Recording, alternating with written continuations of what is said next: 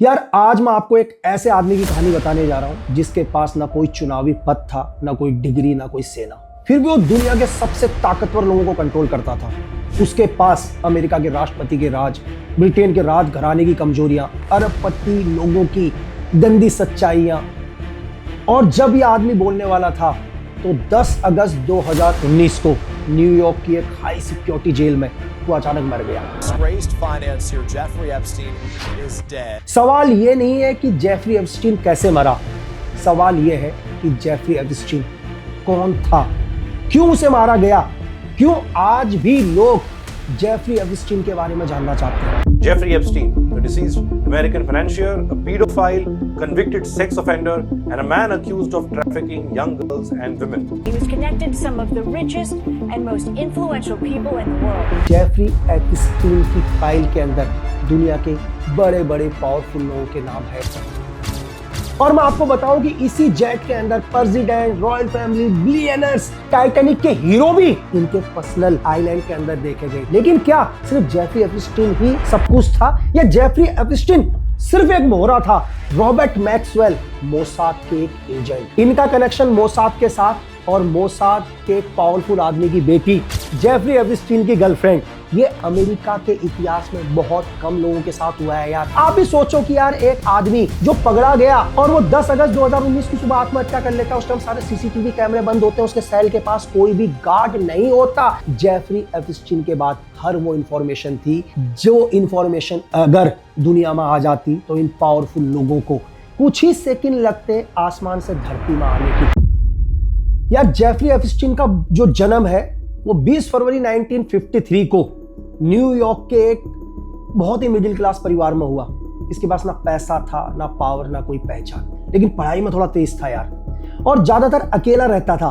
बचपन से इसको पता है क्या थी, एक आदत थी लोगों को ऑब्जर्व करने की, कि मतलब लोग क्या कर रहे हैं, वो क्या देख रहे हैं, और ये सब बातें जेफरी एप्स्टीन को थोड़ा सा अलग बनाती थी। और बचपन से ही उसके अंदर सिर्फ एक ही चीज था कि कैसे पावर पानी है, पावर चाहिए। तो 1970 से 1974 तक उसने कॉलेज के अंदर एडमिशन लिया, और ऐसा नहीं है कि कॉलेज में वो बहुत ही उसने पढ़ाई करी और उसने बीच में ही यार कॉलेज छोड़ दिया, तो इसका मतलब उसके पास कोई डिग्री नहीं थी। लेकिन इसके बावजूद 1974 में एक डेल्टन स्कूल है न्यूयॉर्क का, जहां पूरे अरबपति बच्चे पढ़ते थे, और वहां इसको एक टीचर की नौकरी मिल गई यार। सोच लो, उसके पास डिग्री नहीं थी तो उसको एक टीचर की नौकरी कैसे मिली, एक सवाल। और यहां पर इसको बच्चों में कोई इंटरेस्ट नहीं था, उनके माँ बापों में इंटरेस्ट था कि कौन माँ बाप कितना अमीर है, वो किससे डरता है, उसकी क्या कमजोरियां हैं। तो सोचो कि कोई भी एक टीचर जब स्कूल में जाता है तो बच्चों के अंदर इंटरेस्ट होता है कि यार कौन बच्चा कितना पढ़ना चाहता है, या किस बच्चे की क्या कमजोरियां हैं। लेकिन जेफरी एप्स्टीन का क्या था, इंटरेस्ट सीधे उनके माँ बाप की ओर, कि कौन कितना पावरफुल है, कौन कितना कमजोर है। और पता है, यहीं से जेफरी एप्स्टीन ने एक बात सीख ली यार, कि ताकत क्या है, पैसे में नहीं है, ना कुर्सी में है। सबसे बड़ी ताकत क्या है, लोगों की कमजोरियां। तुम लोगों की कमजोरियां ढूंढो तो तुम दुनिया के सबसे पावरफुल आदमी बन जाओगे। और यहीं से गेम चेंज होता है। 1980 से लेकर 1989 तक जेफरी एप्स्टीन एक आदमी का फाइनेंशियल एडवाइजर बनता है जिसका नाम था लिस्नी वेंसर। ये बहुत ही एक अरबपति आदमी थे यार, और इनके एडवाइजर बने, क्यों बने नहीं पता। क्यों जेफरी एप्स्टीन को इन्होंने अपना फाइनेंशियल एडवाइजर बनाया, जबकि जेफरी एप्स्टीन के पास तो कोई डिग्री नहीं थी ना यार। लेकिन कहते हैं कि इन्होंने उनको एक अरबों डॉलर का फाइनेंस किया, अपना आलीशान बंगलो दिया, लग्जरिया गाड़ियां दी, जिसके बदले जेफरी एप्स्टीन ने कोई पैसे नहीं दिए। लेकिन लोग कहते हैं कि जेफरी एप्स्टीन ने क्या कर दिया था, इन्हें ब्लैकमेल करना शुरू कर दिया था जब ये कॉलेज के अंदर टीचर हुआ करते थे। और लोग कहते हैं कि जेफरी एप्स्टीन ने भरोसा जीता, नहीं, सच कुछ और है। और 1988 में यार जेफरी एप्स्टीन ने खुद की एक कंपनी खड़ी कर दी जिसका नाम था जे एप्स्टीन एंड कंपनी। ये लोगों को कहता था, मतलब बिलियनियर्स के लिए काम करता है, क्या काम करता है नहीं पता, लेकिन दुनिया की नजरों में क्या करता था, ये उनका पैसा इन्वेस्ट करता था। लेकिन सोचने वाली बात है कि जेफरी एप्स्टीन के पास ऐसी कोई डिग्री नहीं थी कि लोग अपना पैसा इन्वेस्ट करें। तो बहुत सारे इंटेलिजेंस लोग कहते हैं या उनकी रिपोर्ट कहती है कि जेफरी एप्स्टीन क्या करता था, उन्हें ब्लैकमेल करता था। और 1988 के अंदर इसने एक बोइंग खरीदा 727 और इसके बाद जेफरी एप्स्टीन ने अपना एक प्राइवेट जेट भी खरीद लिया भाई, जिसका नाम था लोइता एक्सप्रेस। इतना पैसा उसके पास कहां से आया? और मैं आपको बताऊं कि इसी जेट के अंदर प्रेसिडेंट, रॉयल फैमिली, बिलियनर्स, बड़े बड़े हॉलीवुड के स्टार, एक नाम अगर आपने फिल्म देखी हो टाइटैनिक, टाइटैनिक के हीरो भी इनके प्राइवेट जेट में देखे गए, इनके पर्सनल आइलैंड के अंदर देखे गए। बिल्कुल सही यार, इन्होंने आगे चल के 2 आइलैंड भी खरीदे। और पता है आइलैंड क्यों खरीदे? ये आइलैंड इसलिए नहीं खरीदे कि बहुत ही लग्जरियस बनाना है, बल्कि ये आइलैंड इन्होंने इसलिए खरीदे कि ना तो इस आइलैंड पर कोई पब्लिक हुआ करती थी, ना कोई पुलिस थी, एक सीक्रेट जहां पर लोगों का कोई भी इंटरफेयर नहीं था। लेकिन इस आइलैंड के चप्पे चप्पे पर, हर पत्ते पर, हर रूम के अंदर, हर जगह पर, हर आंखें जेफरी एप्स्टीन के इशारे में काम करती थी। मतलब हर जगह पर जेफरी एप्स्टीन ने वो हिडन कैमरे लगाए थे जो हर मूवमेंट की नजर वहां पर आने वाले लोगों पर, जो भी बिलियनर्स या जो भी दुनिया के पावरफुल लोग आते थे। क्योंकि जेफरी एप्स्टीन लोगों को दुनिया की वो सारी सुविधाएं उपलब्ध कराता था जो इलीगल थे, जिनको दुनिया की कोई भी अदालत, कोई भी कानून, कोई भी समाज मान्यता नहीं देती। आप बिल्कुल सही समझे। जेफरी एप्स्टीन दुनिया की सभी, मतलब नाबालिग, अगर आपको मैं बोलूं 18 साल से छोटी लड़कियों को दुनिया के अलग अलग कोने से लाकर इस आइलैंड में रखते थे और यहाँ पर दुनिया के पावरफुल लोग आते थे। और जेफरी एप्स्टीन ने यार, इस आइलैंड का नाम था सेंट जेम्स आइलैंड। और मैं आपको बताऊं उसकी कीमत उस टाइम $7.95 मिलियन के आसपास थी। आप समझ सकते हैं उस आइलैंड की कीमत। लेकिन जेफरी एप्स्टीन के पास ये पैसा आया कहां से यार? आज भी ये सवाल है। लेकिन इस आइलैंड में सिर्फ एक ही काम होता था। क्या होता था? ओनली माइनर या नाबालिग बच्चों के साथ जबरदस्ती, रेप्स, शोषण और दुनिया के पावरफुल लोग। मैंने आपसे बोला कि जेफरी एप्स्टीन की फाइल के अंदर दुनिया के बड़े बड़े पावरफुल लोगों के नाम है यार। और आपको पता है इन लड़कियों को काम कैसे दिया जाता था? इन लड़कियों को नौकरी के नाम पर झांसा दिया जाता था, उन्हें गिफ्ट दिए जाते थे, उन्हें बोला जाता था तुम्हें ट्रिप कराए जाएंगे, टूर कराए जाएंगे। लेकिन जब वो लड़कियां इस आइलैंड तक आ जाती थी तो यहां से जाने का कोई रास्ता नहीं था। और यहीं से क्या होता था, जेफरी एप्स्टीन दुनिया के पावरफुल लोगों को ब्लैकमेल करता था। क्योंकि दुनिया के बड़े बड़े पावरफुल, यहां तक कि अमेरिका के एक्स प्रेसिडेंट बिल क्लिंटन भी इस आइलैंड पर देखे गए। रॉयल फैमिली के प्रिंस एंड्रयू का तो नाम पहले ही आ चुका है, दुनिया के सभी पावरफुल लोगों का।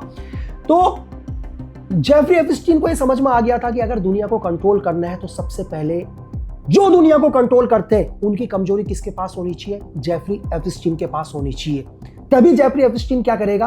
दुनिया को कंट्रोल कर पाएगा। लेकिन क्या सिर्फ जेफरी एप्स्टीन ही सब कुछ था या जेफरी एप्स्टीन सिर्फ एक मोहरा था? ये सबसे बड़ा सवाल। और ऐसा नहीं है कि जेफरी एप्स्टीन इस पूरे इलीगल चाइल्ड ट्रैफिकिंग के अंदर अकेला था। उसकी एक पार्टनर थी जी मैक्सवेल। ये मैक्सवेल के पिताजी कौन थे इस पर हम बाद में आएंगे। ये एक बहुत बड़ा सस्पेंस है कि क्यों जी मैक्सवेल जेफरी एप्स्टीन की गर्लफ्रेंड बनी, जो पहले से एक अरबपति लड़की थी। ऐसा क्या था कि जी मैक्सवेल इसके हर इलीगल काम में जेफरी एप्स्टीन का साथ देने लगी। मैक्सवेल का काम था दुनिया की भोली भाली लड़कियों को फंसाना और एप्स्टीन तक पहुंचाना, और एप्स्टीन सेम उन लड़कियों को अपने आइलैंड में लाना, दुनिया के पावरफुल लोगों को उस आइलैंड में बुलाना और उन्हें वो सब कुछ प्रोवाइड कराना जो कानून में इलीगल है, और बाद में उन लोगों को ब्लैकमेल कराना। और ब्लैकमेल करके इसे पैसे की जरूरत नहीं थी, इन्हें जरूरत थी कि दुनिया को कैसे कंट्रोल किया जाए, कैसे दुनिया में किस देश की सरकार गिराई जाए, किस देश में किसकी सरकार आनी चाहिए, किस देश में वॉर होनी चाहिए। ये जेफरी एप्स्टीन या उसके पीछे जो पर्दे में लोग थे वो कंट्रोल करते थे।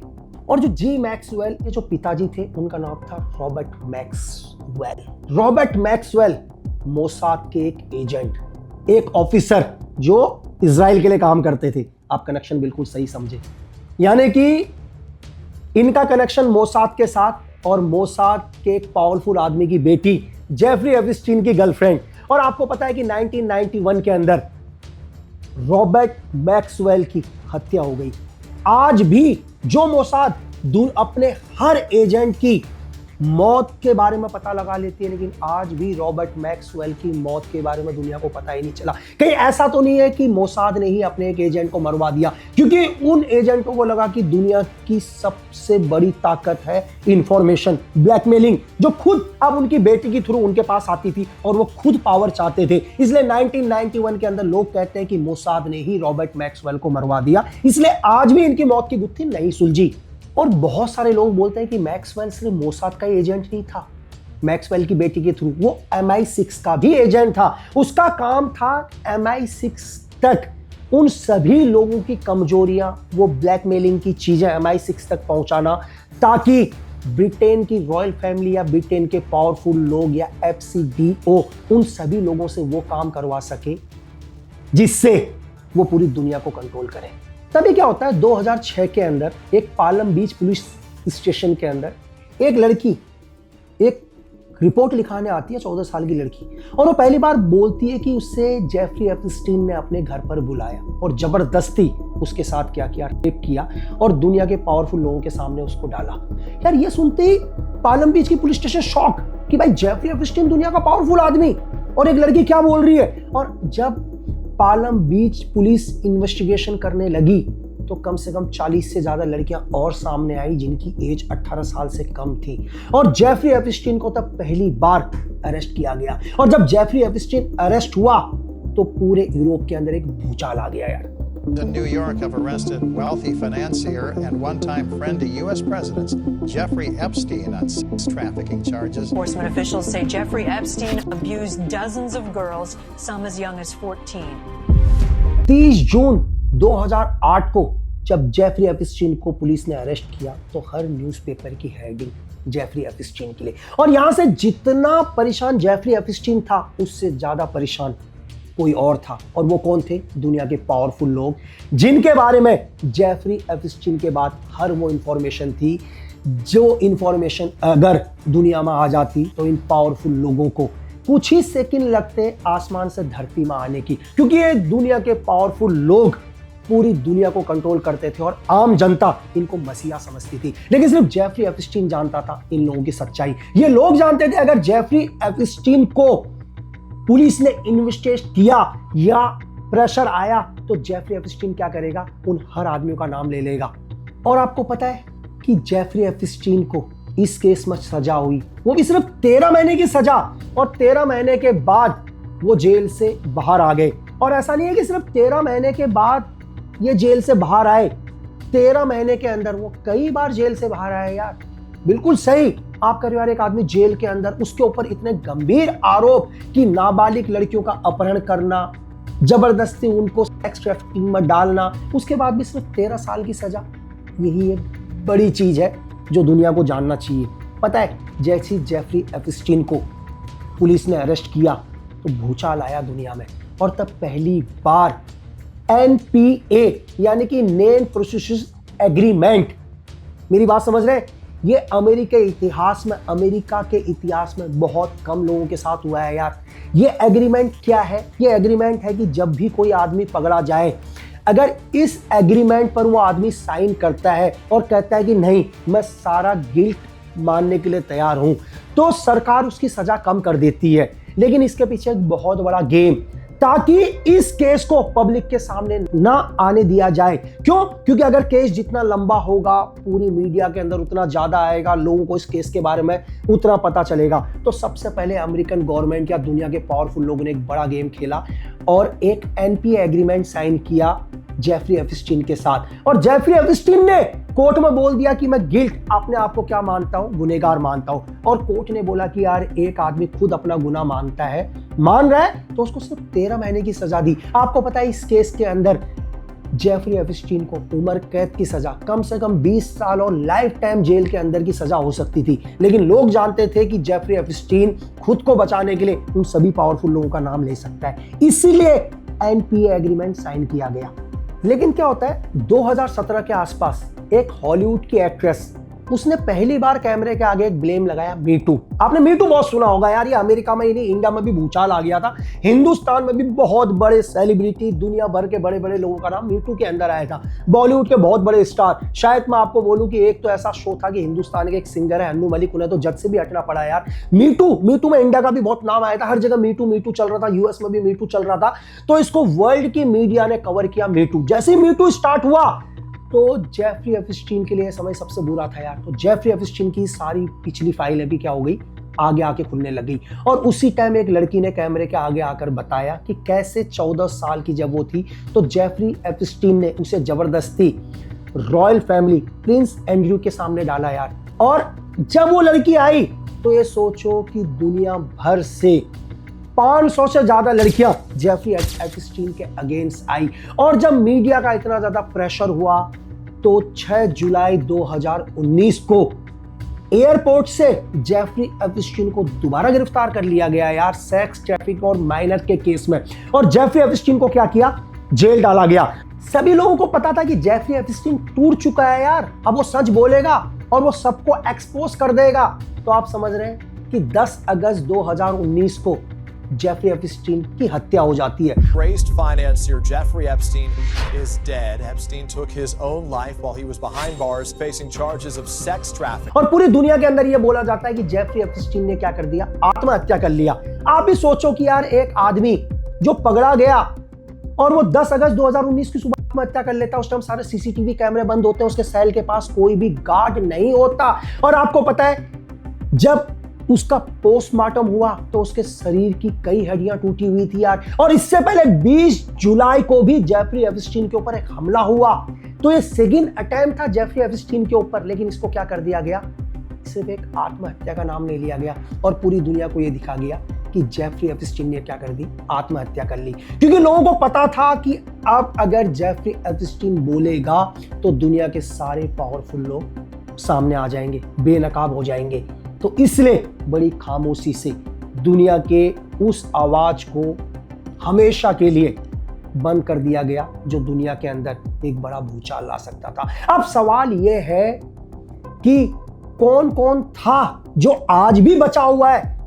जेफरी एप्स्टीन तो खत्म हो गया, लेकिन दुनिया के वो पावरफुल लोग तो आज भी वैसे ही है, आज भी दुनिया को साइलेंटली अपने हिसाब से चला रहे हैं। क्या सच में आज भी उन लोगों को यार सिस्टम बचा रहा है?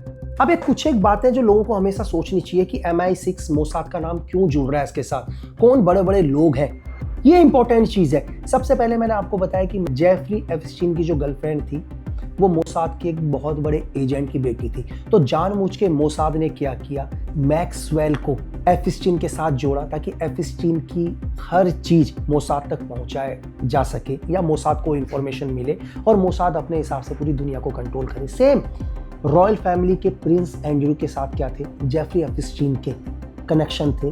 और आपको पता है कि ब्रिटेन की रॉयल फैमिली ही पूरी MI6 को कंट्रोल करती है, FCD को कंट्रोल करती है। तो जेफरी एप्स्टीन के माध्यम से MI6 क्या कर रही थी, दुनिया के बड़े बड़े पावरफुल लोगों को कंट्रोल कर रही थी। इसलिए MI6 और मोसाद का नाम हमेशा जेफरी एप्स्टीन के साथ आता है, क्योंकि ये दोनों जेफरी एप्स्टीन के बहुत ही क्लोज थे। अगर आज भी दुनिया के अंदर कुछ पावरफुल लोगों का नाम है तो वो है ब्रिटेन की रॉयल फैमिली।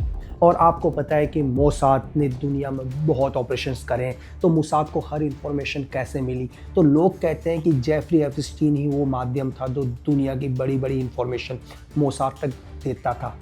इसमें बहुत बड़े मीडिया मालिक भी रहे हैं, देश के बड़े बड़े इंडस्ट्री भी रहे हैं, जिनको जेफरी एप्स्टीन क्या करता था, ब्लैकमेल करता था। और तभी जब रॉबर्ट मैक्सवेल मोसाद के अगेंस्ट गए तो 1991 के अंदर एक रहस्यमय हालत में उनकी मौत हो जाती है और आज भी ये फाइल कभी नहीं खुली। आज पूरी दुनिया के अंदर एप्स्टीन फाइल को लेके भूचाल आया हुआ है, लेकिन फिर भी वो पावरफुल नाम कभी दुनिया के सामने नहीं आएंगे जिनका नाम एप्स्टीन की फाइल के अंदर मौजूद है।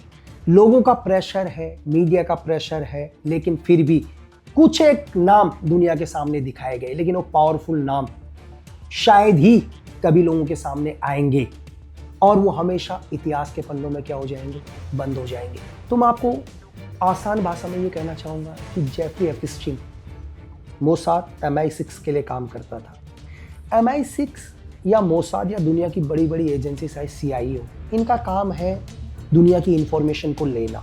अब हर इंफॉर्मेशन से आप दुनिया को कंट्रोल नहीं कर सकते, लेकिन जब दुनिया के पावरफुल लोगों को आप ब्लैकमेल करोगे तो वो आपके इशारे में चलेंगे जैसे आप चाहते हो। क्योंकि जेफरी एप्स्टीन, मैंने आपको बोला कि दुनिया के पावरफुल लोगों को ब्लैकमेल करता था, और उनके पीछे कौन था? Mossad, MI6, CIA।